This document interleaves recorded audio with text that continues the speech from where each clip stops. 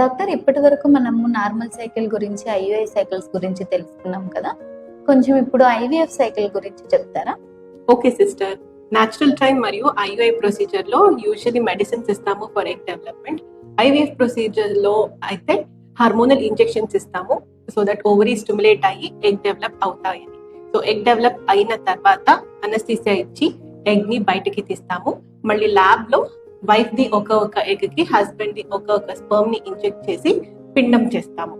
So మళ్ళీ wife కి next cycle period వస్తుంది కదా, అప్పుడు లైనింగ్ ప్రిపేర్ చేసి పిండం ని యూట్రస్ లోపల పెట్టామన్నమాట. ఇది ఐవీఎఫ్ ప్రొసీజర్. స్టిమ్యులేషన్ ఇంజెక్షన్స్ ఎలా వేసుకోవాలి? సో ఈ స్టిమ్యులేషన్స్ ఇంజెక్షన్స్ అయితే యూజువల్లీ సబ్క్యూటేనియస్ ఇంజెక్షన్స్. మీరు చూస్తుంటారు కదా, డయాబెటిక్ పేషెంట్స్ ఇన్సులిన్ ఇంజెక్షన్ ఎలా వేసుకుంటారో అలాగే ఉంటుంది అనమాట. ఏమైనా టైం పర్టికులర్ ఉంటుందా?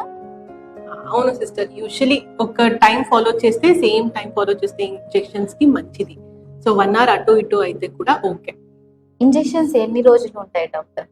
సో ఎన్ని రోజులు యూజువల్లీ పేషెంట్ ప్రొఫైల్ బట్టి ఉంటుంది. సో అందరి పేషెంట్స్ కు ఇన్ని రోజే, 10 days 11 days అని చెప్పలేము. సో ఫాలికల్ రెస్పాన్స్ ఎలా వస్తుందో దాన్ని బట్టి డిసైడ్ చేస్తాం. యూజువల్లీ ఒక 9 to 12 days. ట్రిగర్ ఇంజెక్షన్స్ అంటే ఏంటి డాక్టర్? యూజువల్లీ ఎగ్స్ అని డెవలప్ అయిన తర్వాత మెచ్యూర్ అవ్వడానికి ట్రిగర్ ఇంజెక్షన్ ఇస్తాం.